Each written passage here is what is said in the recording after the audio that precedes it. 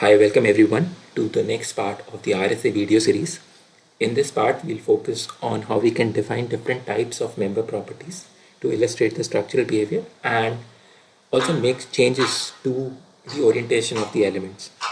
Now, there are different methods of defining member properties. We can either define them through the object properties within the object inspector, or we have dedicated menus for defining these special properties. The first property that we look at is defining the releases for the different types of elements. So by default, each beam is treated as a fixed beam in robot. Now, if I want to define certain beams as simply supported beams, or if I want to release the beams about certain degrees of freedom, that is where I will define member end releases to the different elements. So for example, in this case, for those two secondary beams, we want to release them about rotations, or we want to illustrate to robot that they won't be resisting any moments. So here, once we go to the geometry menu and pick up the releases option, it opens up the releases dialog box, and there you can see there are a lot of default release conditions which are available in robot. We can make use of either the default ones, or we can create our own release conditions. Now, releases could be defined both at the start and the end of the member uniquely, and you can again define a unique label to identify that release condition individually.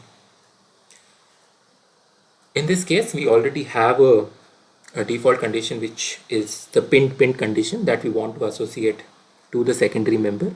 So we can select the element and then we can apply the property.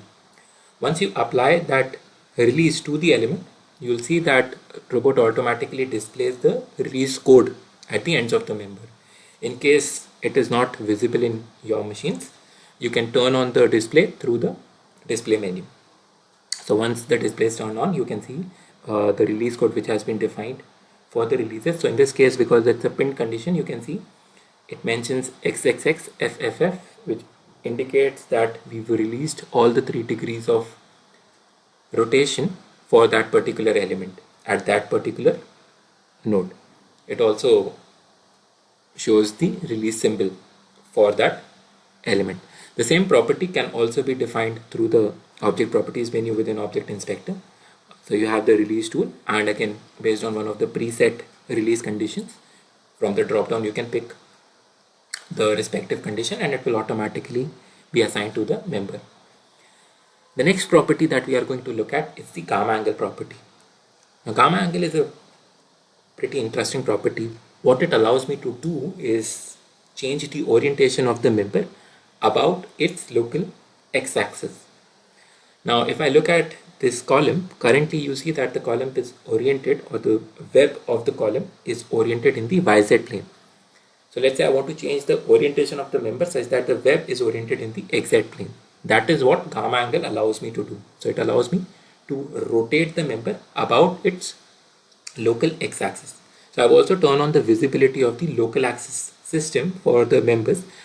The blue arrow is what indicates the local x-axis of a particular element. So it is always from the start node to the end node of the member, or it is parallel to the direction indicated from the start node to the end node.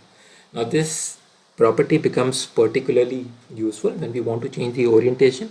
Also, in case I want to apply certain loadings on inclined members, which I need to apply perpendicular to the member, I will make use of the local x-axis of the member, or local axis system of that member. The next property that we are going to look at is an advanced property where we can define the structural behavior of the element. Like for example, if I have some specialized elements which can only resist tension or compression forces, or if I have trusses defined, and for the truss elements I want to indicate that these only carry axial forces, that is what these advanced properties allow me to do.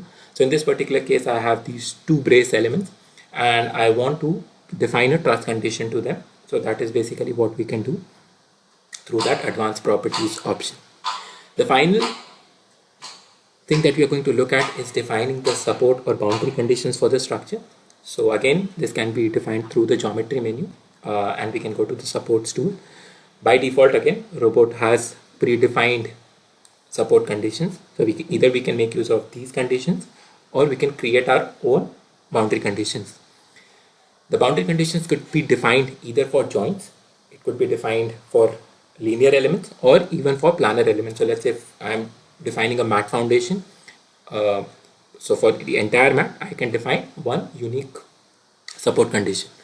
Also, we can define the soil conditions, so that say we have an example of a mat resting on soil. So you can define the soil properties and it will automatically compute the substrate reaction, so that we can study the soil structure interaction as well.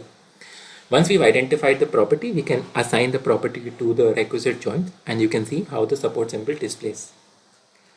This brings us to the end of today's session. I hope to see you back again in the next session, in which we'll discuss how we can define loads and load combinations to the structure, and we'll look at different types of loadings. Thank you and have a great day ahead.